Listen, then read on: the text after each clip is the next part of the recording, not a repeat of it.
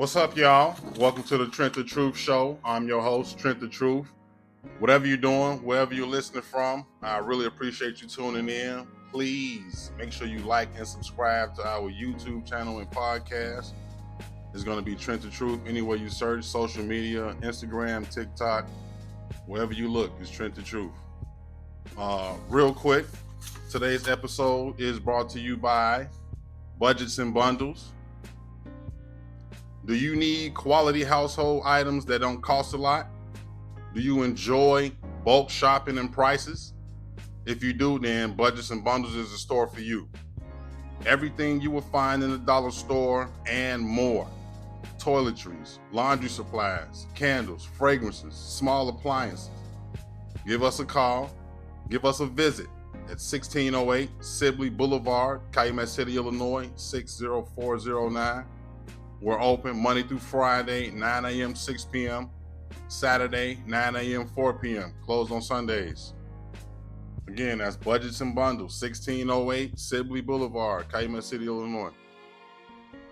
What I enjoy about small businesses like that is actually because they come in and they're able to make a good impact on their neighborhoods and communities and compete with these big chain stores like your Family Dollars and your Dollar Generals and all of that. So make sure you support your small businesses and local retailers.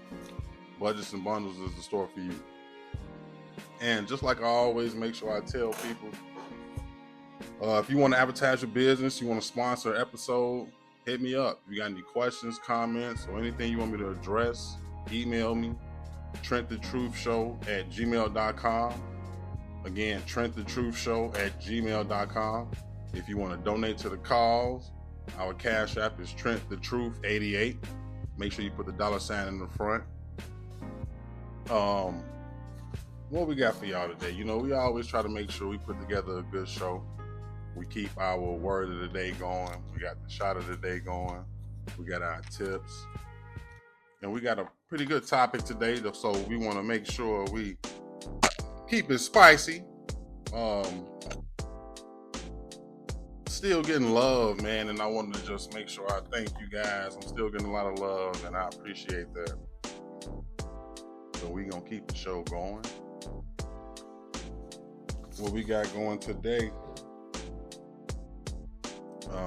like I always let you guys know, I've been using this Word of the Day app. It helps a lot with my everyday vocabulary. You know, it helps me stay in conversations, helps keep me in the loop. Today's word of the day is gonna be malarkey. Malarkey. Malarkey. The spelling: MALARKEY. MALARKEY.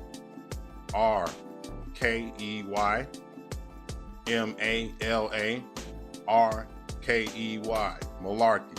Malarkey. Malarkey is a noun, and what it means is silly, foolish, or nonsensical talk. Silly, foolish, or nonsensical talk. Your ass tripping. You talking a bunch of malarkey. Malarkey. Whatever you saying, if I don't agree, it's malarkey. Get that up out of here. Go on with all of that. Man, so malarkey is our word for the day. And I enjoy that Word of the Day app because, like I said, it keeps me in the loop. For real, I get a lot of good words that I can use, and I go ahead and I add them in my vocabulary, and and keep it going strong. I try to remove basic words, and I try to add them, whenever it's necessary. So, shouts out to that Word of the Day app. Download it; it's free. Like I said, you ain't gotta buy nothing. Malarkey is our word of the day. Shouts out to the Word of the Day app. And like I say, man, we got a pretty good show for y'all, man. We want to just make sure we keep a good flow. I'm having a pretty good week outside of a little minor incident, but it reminded me of a previous time that something happened. So it lets me know that I'm on the right track. So I'm a barber. I had a client, that was a rehash through another client. Rehash is an acronym that I learned back when I was doing door-to-door sales, REHASH. Remember, everyone has a sale hidden. So a rehash pretty much is just a referral. You know, whatever business you're doing, whatever you got going on, somebody brings another person to your business. That's a rehash.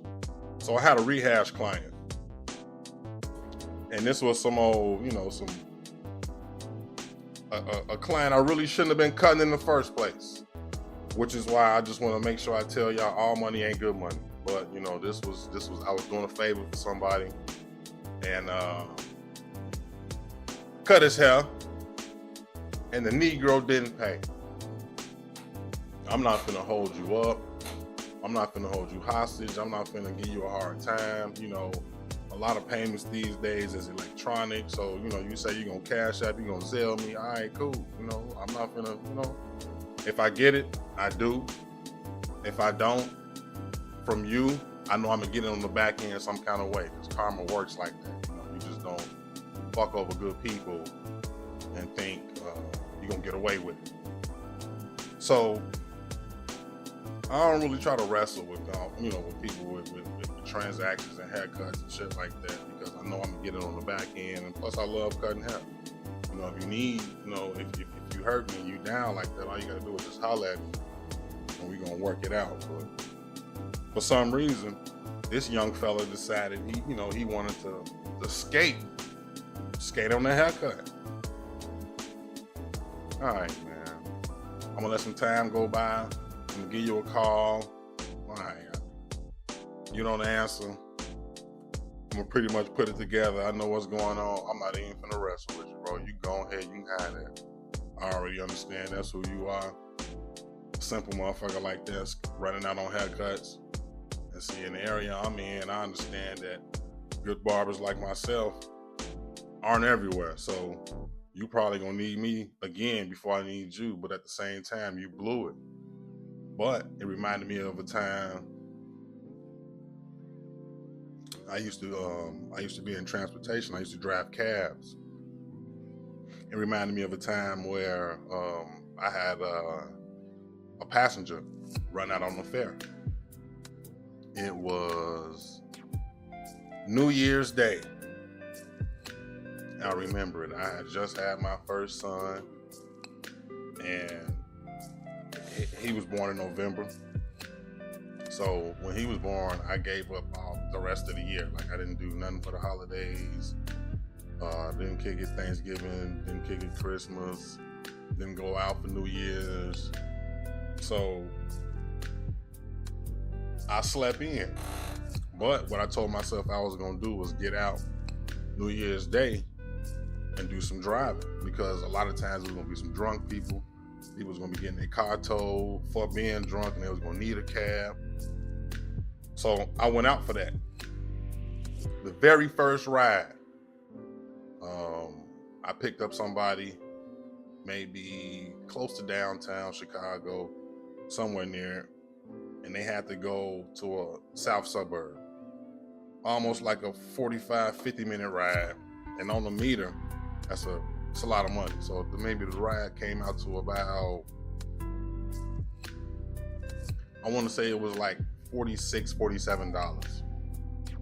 And he played it smooth. Shouts out to that brother, man. You did a good job. You swindled me well. He had a conversation with me the whole time, wasn't dry, engaged, telling me he was just getting off work. It was a shit. I didn't suspect nothing. Plus, it's like 4 o'clock in the morning, New Year's Day. So it's dark. We in the cabs, me and you. I ain't here for no hard time. So he riding. We get to his place. He like, yeah, man, I just got to go in the crib, get this bread for my baby mama. I'm like, all right, cool.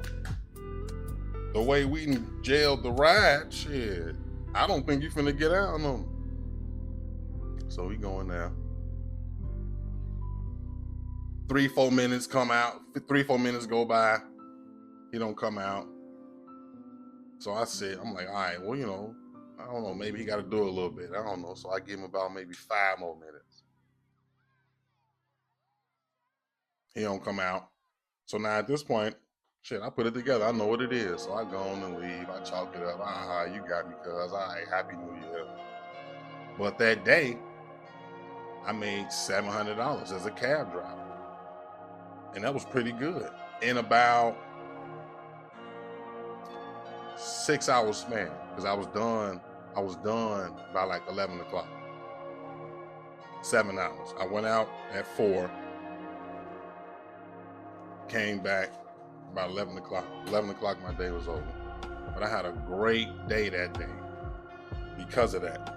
So I knew I was on the right track. I knew I was doing the right things. That was confirmation for me, and I ended up getting I ended up getting mine plus more on the back end. So when he did that, that just reminded me of that time. So some good things is coming for the boy. Be on the lookout for everything good. I'm gonna keep y'all updated. So for real. And we gonna keep this thing moving. Shit, today, what I've been sipping on today is some old school shit. Today we going with, and you know my shot of the day, I grab some shit off the bar.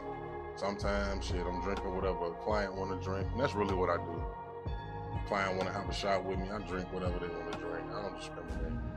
But of course, you know, I'm a whiskey guy, then tequila, reposado, of course.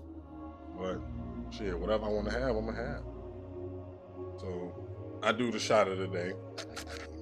I grab something and we get it going. Today's shot of the day is going to be coming from Bacardi Gold. Bacardi Gold is a good old school drink, man. I remember seeing this growing up. So I always knew I was going to have Bacardi Gold going on. Bacardi Gold is a good drink. Some interesting facts about Bacardi Gold is it is versatile and flavorful. It's a spirit that brings a touch of the Caribbean to your glass. It was made in Puerto Rico, renowned by the maestros Ron Bacardi. You know, it's known for that iconic bat logo. In the hood, we call it bat juice. Well, you know, you tell them motherfucker you got some bat juice, they already know you got some Bacardi. And it was chosen because, just some history about that, some fruit bats were spotted in the family distillery, so it marks their brand's resilience and heritage. You can always get some Bacardi Gold at a really, really, really good price. You can get it anywhere, a $7.50 a fifth. You can get that anywhere between $10 and $15. I ain't never really known rum to be too expensive, so you can get that pretty cheap. But it's still a good drink. I tell a lot of people the price don't really determine the quality, so don't let the price of a drink determine whether it's gonna be good or not. But that does happen in some cases. But you know, you got to be a good judge of that. Good drinks you can make out of that. The Cuba Libre is really Bacardi Gold and cola, rum and coke with a hint of lime. I didn't really know that was the name. I always had rum and cokes, but I never really had it with the hint of lime. So I guess I never really had the Cuba Libre. You can make a Mai Tai. I heard of Mai Tais, I never had it. Daiquiris is always good. Rum punch, coquito. You can have it neat, on the rocks, however you choose. But in my community, we just crack that motherfucker open and pour a cup. And that's what we gonna do.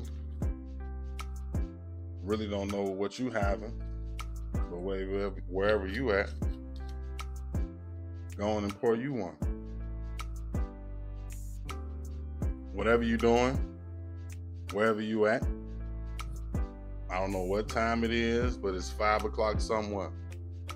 Today's shot of the day is brought to you by Bacardi Gold.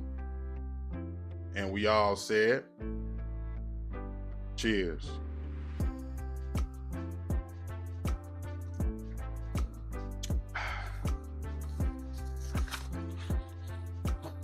Yes, sir. Yeah, I like that. Nice and smooth. Circulates well, goes down pretty good.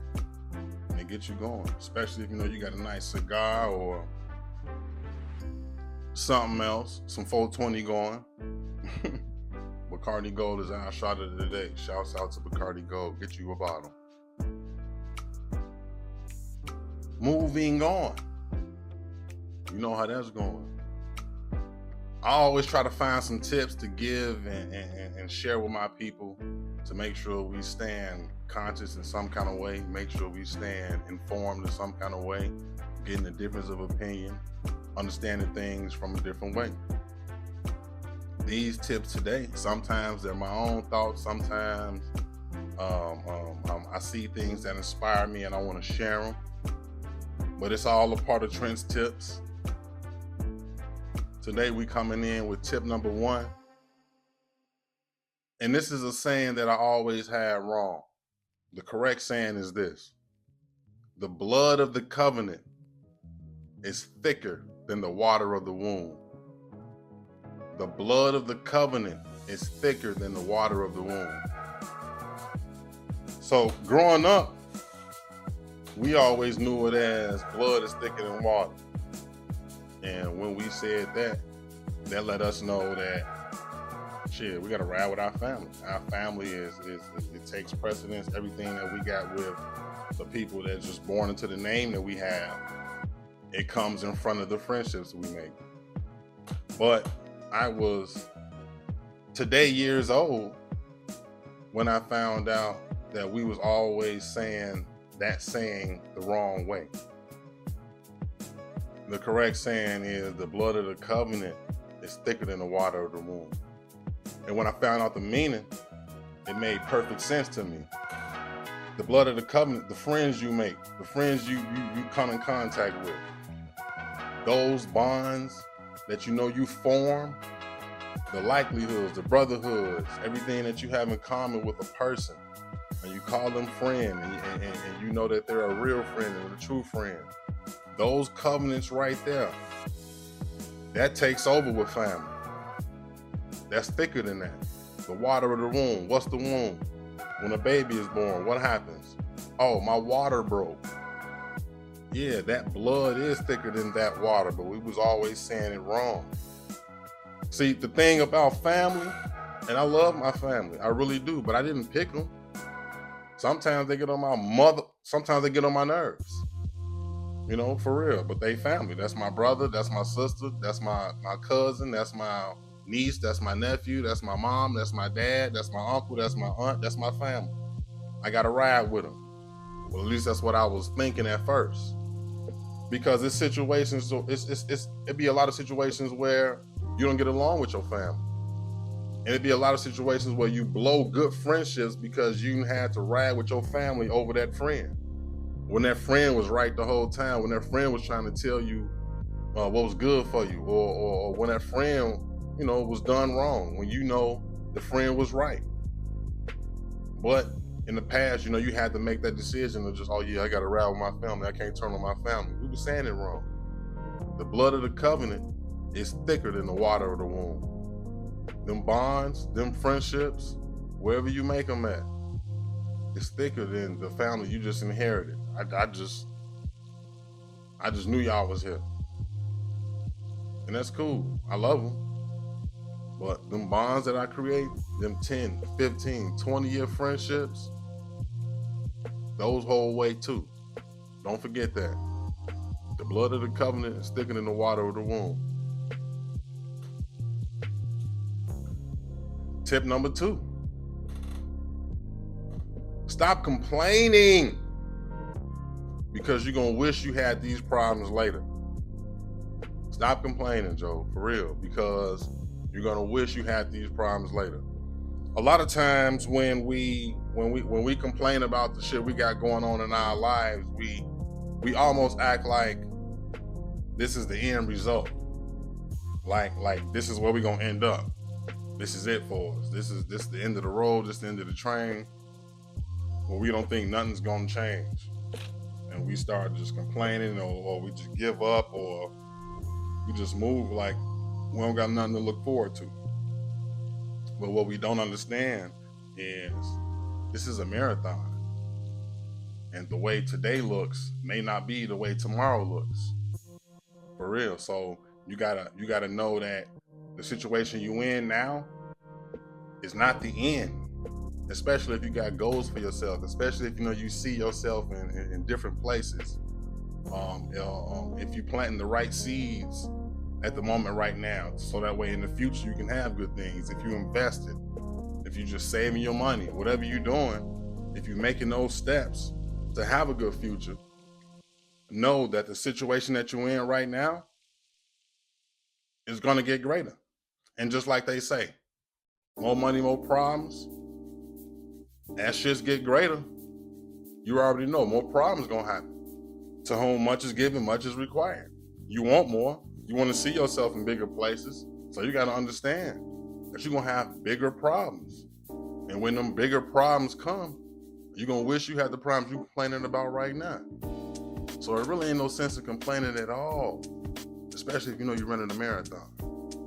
The way today look ain't going to be tomorrow. This year ain't going to be next year. This month ain't going to be next month. For real. And you got to tell yourself that. Once you understand that, you're going to stop complaining, because it ain't really shit to complain about. There's nothing to complain about. Especially if you're just taking every day in stride. You're taking every day in stride because you just build it. Whether you see it or not, it's motion every day. Stop complaining. You're going to wish you had these problems later. And these problems right now is small compared to where you want to be. You make goals. You make plans. You want something for yourself. And when it gets greater, those problems get greater too. It's two sides. Don't forget that. Tip 3, we moving smooth. Like, man, I be practicing, I be studying. Like, man, it take a lot, man. And I love it. I ain't gonna lie. I love it. A lot of people telling me, man, I should have been doing this. But I had to get over that. And at the same time, I had to do my homework. We out here, we rolling. We getting the motherfucking show going. It's Trent the Truth. Working on the vocab. Because it's an everyday practice. Like, I be rewatching the shows and shit, and I be looking like, oh man, sometimes we curse too much.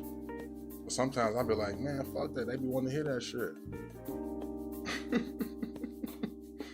I just did that to be funny. But we moving. Tip number 3. You must be willing to fall for something, or you'll stand for anything.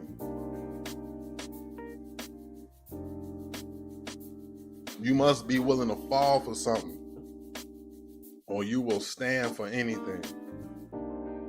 And that's kind of like the reverse of, if you don't stand for something, you will fall for anything. But the thing about stuff like that is, people be finding too much shit to stand for. You gotta find something that you want to fall for. You only gonna die one time, family. That's it. We only get one life. So you really gotta find something that you're gonna go down for, that's important to you. Because you can't go down for anything. You can't be no heartfelt hoe to where every situation just, you gotta march with everything. You gotta protest with everything. You gotta side with everything. Like, no, you don't gotta do that. You gotta be like that. Some of these things, some of these situations just ain't your fight, family. You just gotta know when to stand down. This ain't my problem. I'm gonna go and let them deal with that. That ain't got nothing to do with me. I got my plate right here. We full. This car full. This plate full. This house full. I got enough shit I'm gonna go down for. So no, you can't call me for any old thing. You got some shit going down, you can get into it with somebody, man, that's your thing. I can't do nothing with that. I got enough shit I'm going down for. Because I'm only going down once. And the things that I know I'm gonna go down for, it's some important shit. To a point where whatever I choose to go down for, it's gonna be the same. It's gonna have the same value because they all important. This is all strictly important to me. So, no, you can't call me for everything. I'm not here for everything. I'm sorry. For real. I'm not one of them heartfelt hoes where every situation affects me. Nope. Some shit I have to turn a blind eye to. Some shit I don't want to know nothing about. Some shit I'm not gonna do nothing about. I'm sorry. For real. You gotta be willing to fall for something. Or you just gonna be out here just whenever they call you. Steady, you just here for them. No, man. No. Not T. I'm sorry.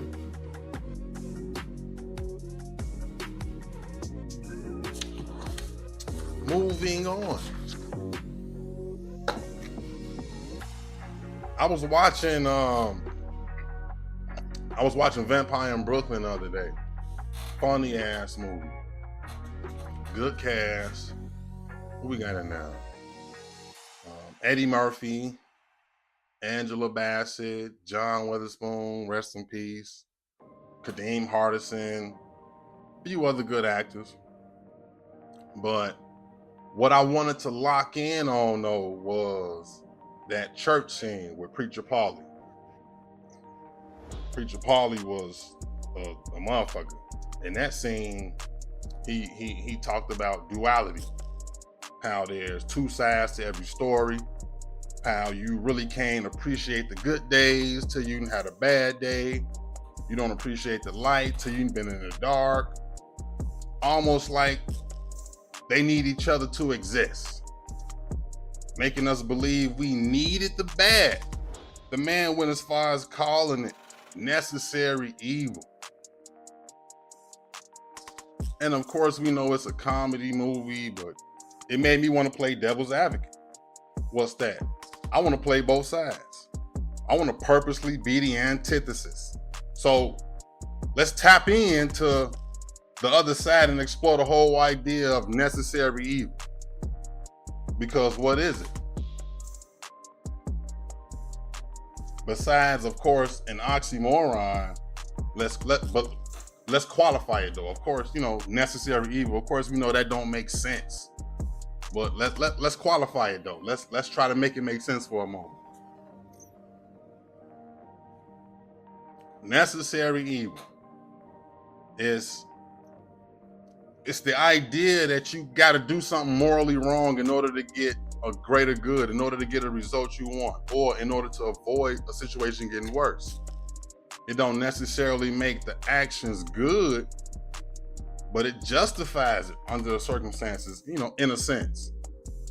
Damn near, basically, there's a such thing as right wrongs.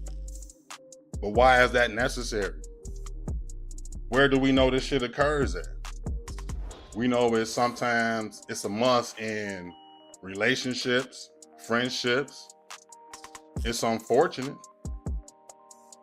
It's a lot of shit we know we shouldn't be doing, but at the same time, when we know we do it, we know we get those results that we wanted, whether it be internally or externally. This shit either gonna help me or you, but it's good, it matters, it's pertinent, it's necessary, so it gotta be done. But really, the real question is, why do I have to do this shit in the first place? Why do we have to push it to the extreme to get what we deserve? What makes people decide they don't even have to commit to what they was doing in the first place to get where they was at? And I'm gonna tell you, you know why? Because comfort is easy. By default, humans, we wanna conserve as much energy as we can. We want to do the bare minimum. If we don't got to do as much shit, we not going to do it.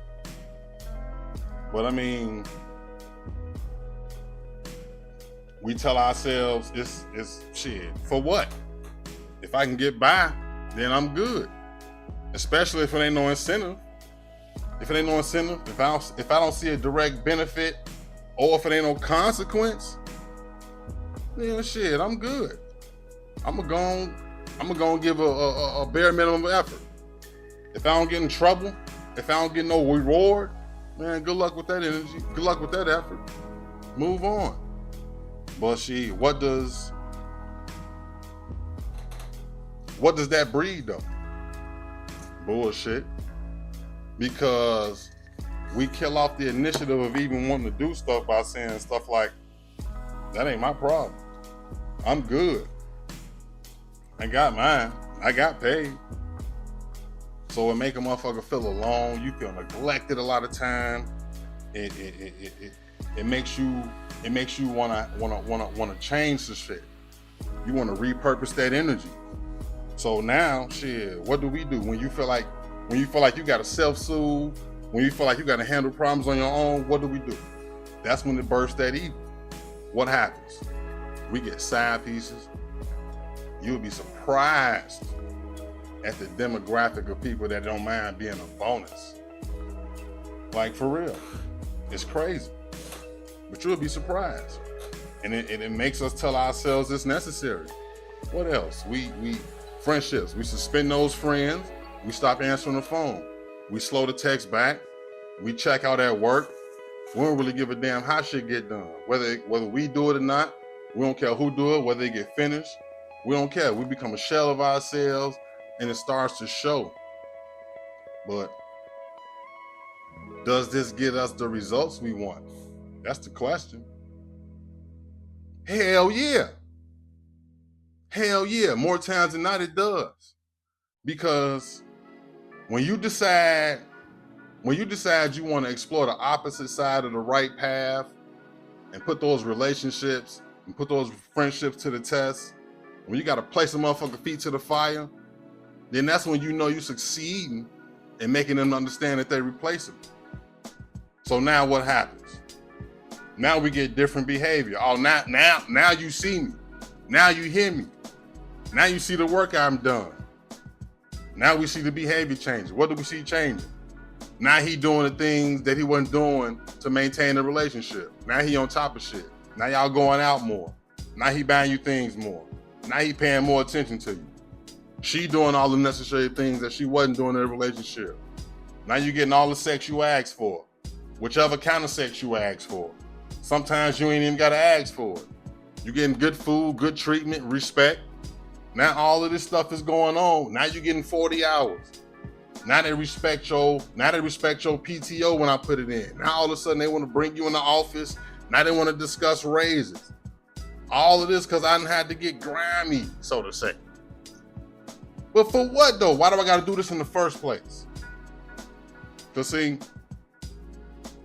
when we get those results, we tell ourselves it's good. It's necessary. Necessary evil, like Preacher Paulie say. Deacon Johnson, he went out with the $2 hoe the other time. But he had a good time with that $2 hoe. That's what Preacher Paulie say. It's necessary evil sometimes that goes on out here because the core idea of it all is, yeah, it's morally wrong. Yeah, it's harmful. Yeah, it's unjust. But it's required. This is the only way I can get results. This is the only way I can get a better outcome. Or this is the only way I can prevent greater harm from happening. This is the only way I'm gonna keep shit from getting worse. So really, am I saving us? Am I saving this shit?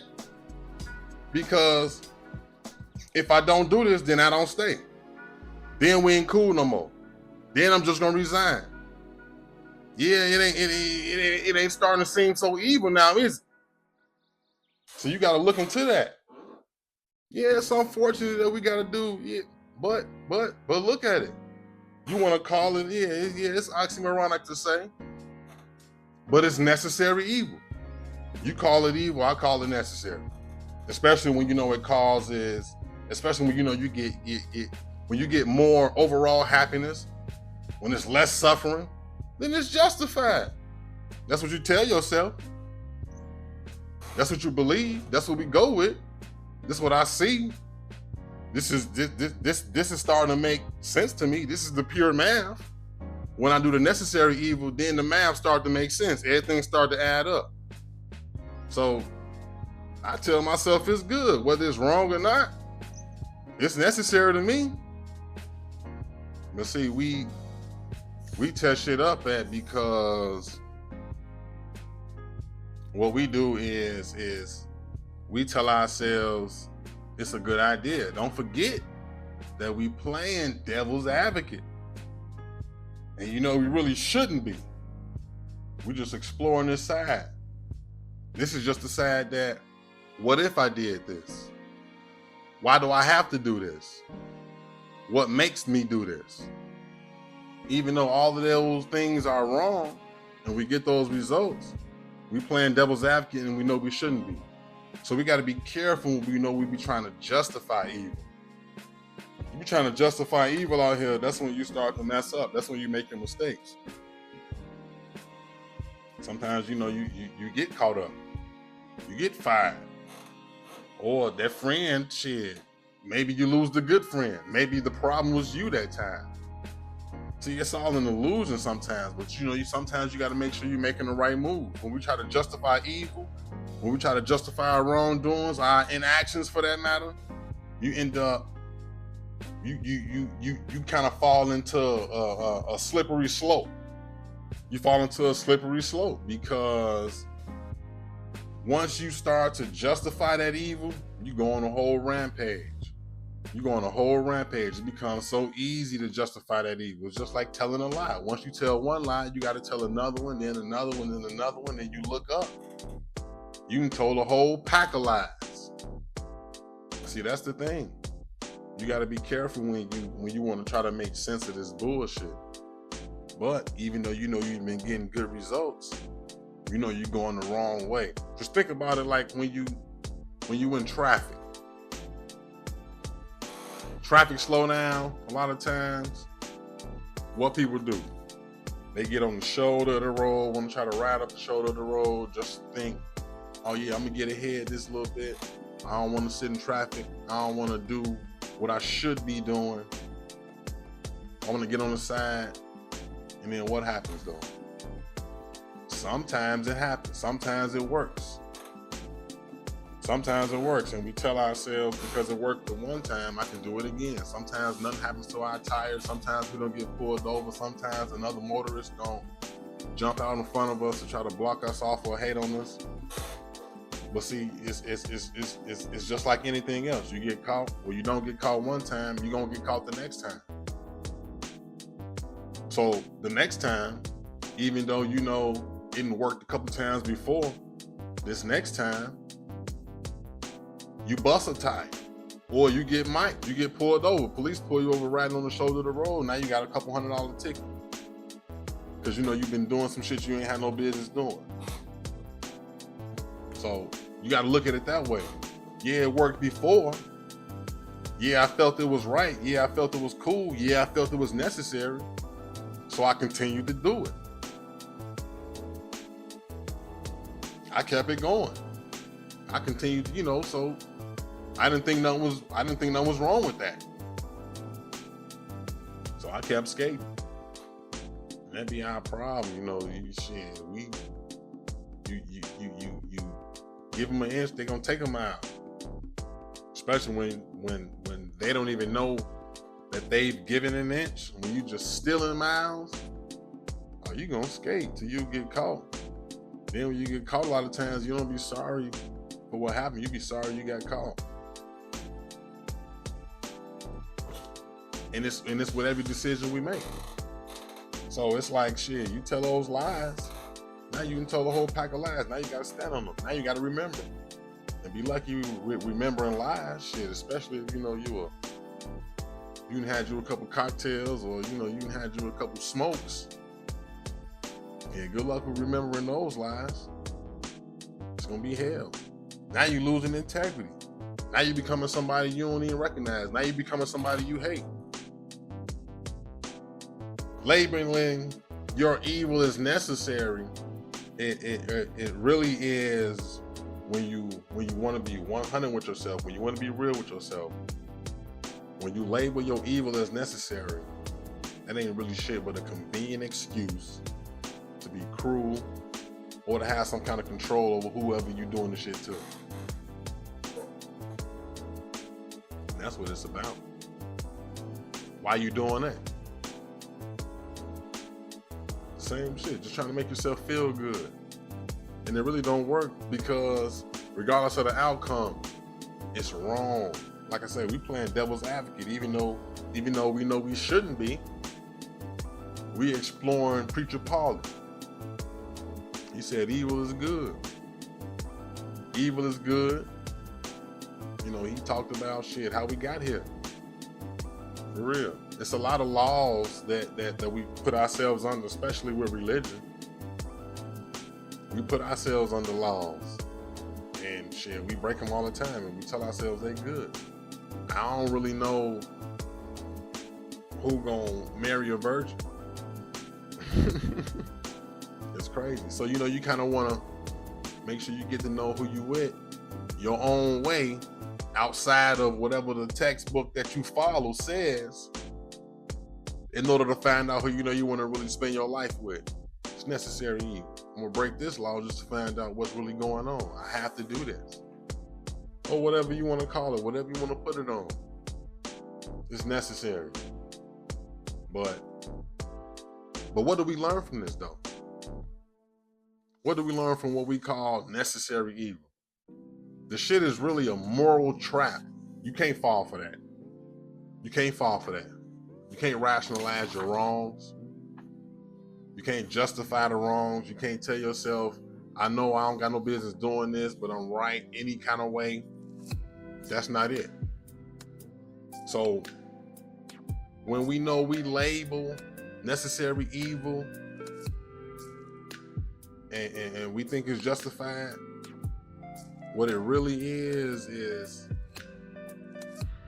what, like,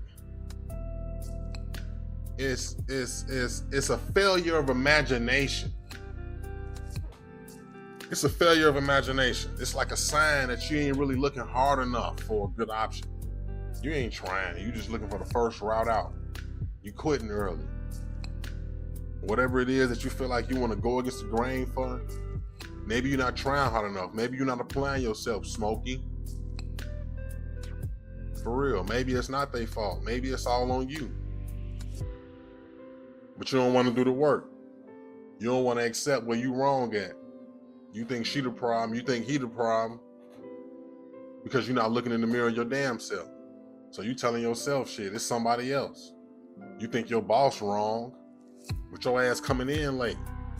You asking for promotions and shit, you coming in late. Work not getting done on time. Insufficient, whatever kind of way you decide you want to work. But you want more. And because you're not getting the results you want, then they wrong. You putting it all on them. You lacking that accountability. And when you start to lack your own accountability, you want to put it on other people. Like, come on, man. We tell ourselves we think this shit is necessary, but the reality is we're not even working hard ourselves. Maybe you need to do more. Maybe you need to work harder. Maybe you need to go harder. Put up more points. Lift more weight. In whatever aspect, whatever you want to call it. This is figurative. Do whatever the hell you got to do. Exhaust all your efforts before you feel like you got to take a route that ain't necessary. You riding in traffic before you feel like you got to jump into the opposite lane to get in front of the couple cars that you in. Why don't you just wait a couple seconds? Why don't you just see that it's just a small little jam and it's gonna open up in a couple seconds? So you ain't got to do nothing illegal. You ain't got to go outside. You ain't got to do nothing unnecessary. You ain't got to find nowhere else to work. Whatever it is that you feel like you need to make a change from, whatever friend you need to suspend, whatever relationship you need to pivot from or make adjustments with, or whatever you need to do for whatever personal reasons. Like I say, whether it's internal, whether it's external, whatever you decide that this evil is necessary for, before you decide you want to do that, just make sure you're doing more. And that be our problem. We don't do that. We don't even get to 3 strikes. Like, damn. It's 3 strikes before, like, damn, how many strikes are you giving? First time something don't go right, you gone? Oh man, you gonna play hopscotch the rest of your life. Because if that's how you want to do it, you ain't giving no chances, you ain't giving no grace, you ain't deciding to see what other avenues you can explore yourself, how you can exhaust all your efforts. This is you just one time, you just zero tolerance. All right, that's what you think. And see, it's all a flip side. It's all a flip. Everything you're doing can happen to you. You know, you think you want to give these jobs a hard time. These jobs are ask for their job back on your ass. Then what? You think you want to get a relationship a hard time, and that person walk away on your ass, and you ain't ready for them to do that. Then what? That friend decide, oh well, shit. Since he or she on bullshit with me, are we done? I ain't even finna stay around and play these games with you. For whatever little incident that you think I done, whatever little misunderstanding that you think happened. So we got to understand that flip side. All we want to do is just we want to see things, and we want to make decisions off how we feel, and not understanding that, like Preacher Paulie say, it's duality. You don't really get a chance to appreciate the good until you had a bad day, until you know what it's like to be out here, until you've been on that end, until you understand that maybe you're not getting whatever's happening on whatever end you decide, whatever end you think you need to make the protests on, is because there's some real shit happening. Maybe it's not neglect. Maybe you just need to sit down and communicate. Talk to your boss. Talk to your friends. Talk to your partner. And maybe you'll find out what it really is. Maybe you may find out it was something fake all along, and you just going off false pretenses. You making up shit in your own head. We do that a lot. We good for that. Males and females, we good for that. We go off what we think is happening. Failure to communicate. And now we going forward headstrong off some shit we don't know nothing about. That ain't nobody's problem but ours. Nobody's problem but ours. So that's something we just know we gotta make sure we work on. See, Preacher Paulie was fake. That's a motherfucking actor. But at the same time, these situations is real. And you think you want to do some necessary evil, but that shit'll backfire on your ass. You never know. You gonna get away with it for a long time. Shit. You gonna get away with it for a long time. It might be some years you skate. You got that side piece, or you've been stealing from the job. You ain't been getting caught. You've been taking little shit. You stealing hours, or you taking items, or whatever you doing. Whatever you doing, you getting down some kind of way because you feel like you've been done wrong. But when you talk to them, you find out shit. They got you in a 90-day span. You've been late 41 times. In a 90-day span, you've been late 41 times and you've been called off 12 times.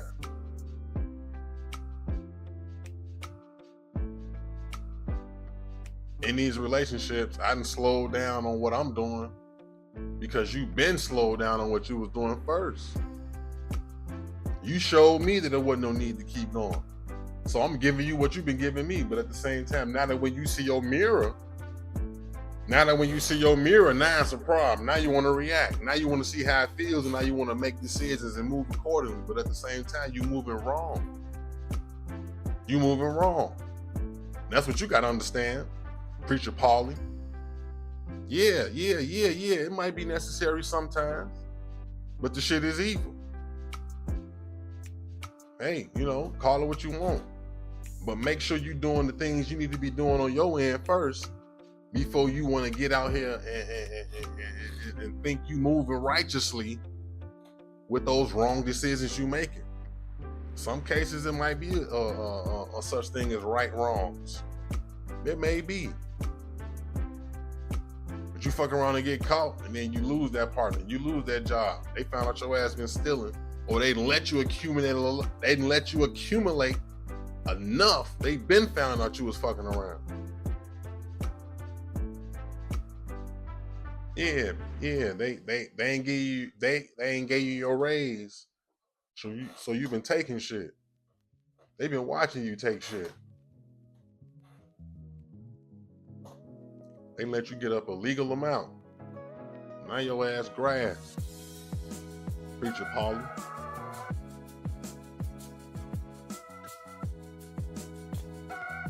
So we just gotta make sure.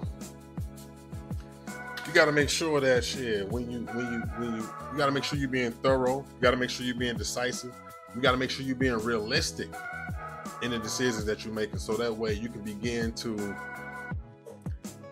have a clear conscience and you can begin to support the decisions that you make.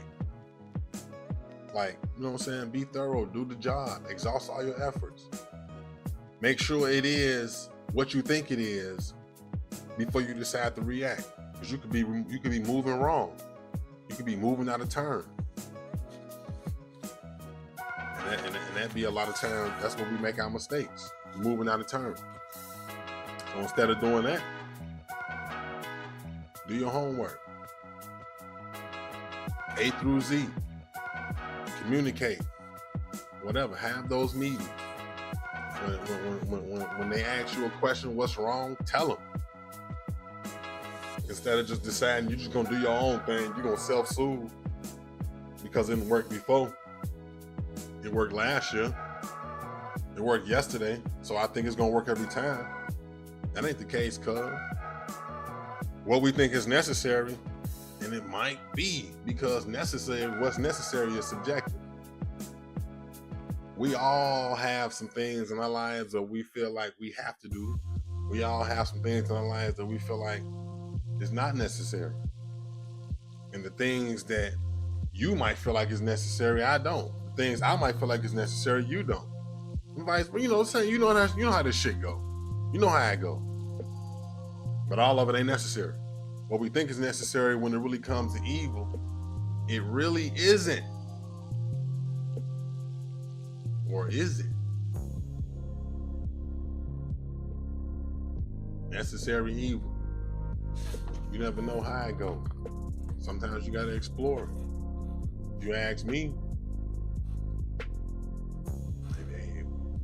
you gotta go down that road, do what you gotta do, but understand the consequences. All that shit come with it. ESTG, you know the song. I'm gonna find the name of the song and I'm gonna tell y'all next time I need that reference, but people that know ESTG, they know it. It's just all that shit come with it. So if you feel like you need to explore those avenues of necessary evil, if I gotta get out on my boss this way, if I gotta get out on my homie this way, if I gotta get out on my partner this way, I just gotta understand that it's duality, family. This shit could also happen to me. And I gotta be cool with that. A lot of times we don't. So when we think it's necessary, that shit really don't be necessary. But when we think it's necessary, we tell ourselves it's necessary, and we only think about the necessary benefit. We don't think about the back end. Make sure y'all always factor in the back end. You know, you want to have fun like Preacher Paulie. You want to be smooth. You want to be cool. You want to go against the grain like Preacher Paulie. Be able to deal with that backlash. Be able to deal with those consequences. For real. All the time it ain't necessary. Sometimes it is. It's up to you. Make whatever decision you want to make. But don't go down over no bullshit. Make sure it's the right efforts. Make sure it's the right moves. For real. Be good.